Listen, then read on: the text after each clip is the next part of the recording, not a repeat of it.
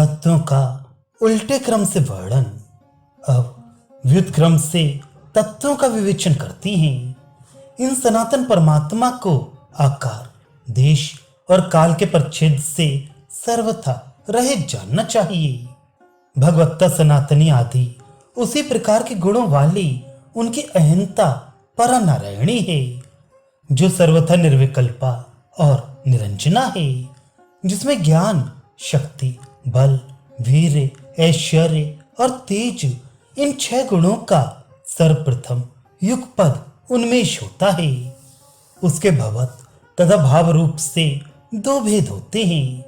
इनमें जो भवत भाव है वह वासुदेव कहे जाते हैं, और जो भाव स्वरूप है वह वासुदेवता कही जाती है, जिसे शांति नाम से भी कहा जाता है। वही सनातनी देवी मैं हूँ।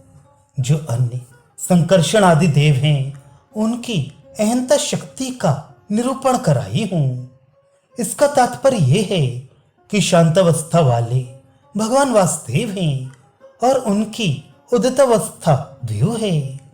उनमें रहने वाली शक्तियां उनसे अभिन्न हैं।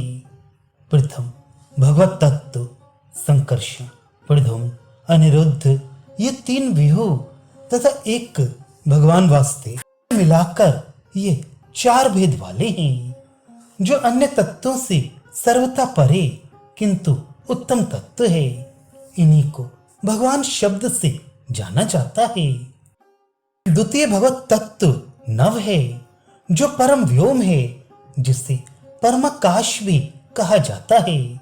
जहाँ देवादिदेव सनातन भगवान विष्णु मुझे अलग कर रमा स्वरूपा मेरे साथ स्वयं क्रीड़ा करते हैं, और जहाँ 60 गुण का युगपद उन्मेष होता है, उस देश को परमांबर भी कहते हैं।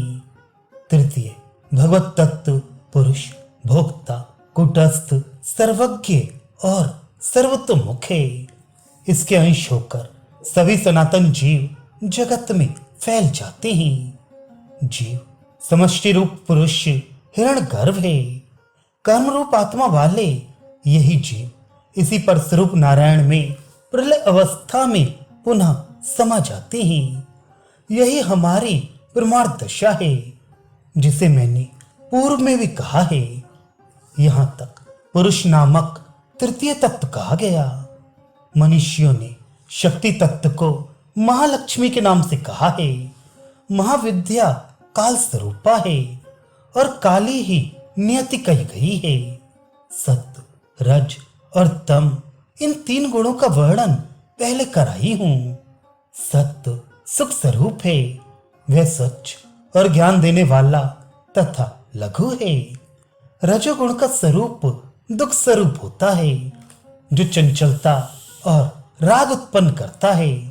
तम मोह स्वरूप है, जो कि भारी, काला और नियामक होता है। हे वासव, माया, प्रकृति और प्रसूति, इन 3 प्रकृतियों की व्याख्या मैं पूर्व में कराई हूं। सूक्ष्म एवं स्थूल भेद से 10 प्रकार के भूतों की तथा 3 अंतःकरण सहित 10 ज्ञानेन्द्रिया और कर्मेंद्रियों की, इस प्रकार 23 करणों का स्पष्ट रूप से प्रतिपादन कराई हूं। इस प्रकार मेरा यह संकोच प्रमाता है, शुद्ध चिन्मय है और दर्पण के समान स्वच्छ है, जिसके भीतर ये सभी तत्व स्फुरित होते रहते हैं।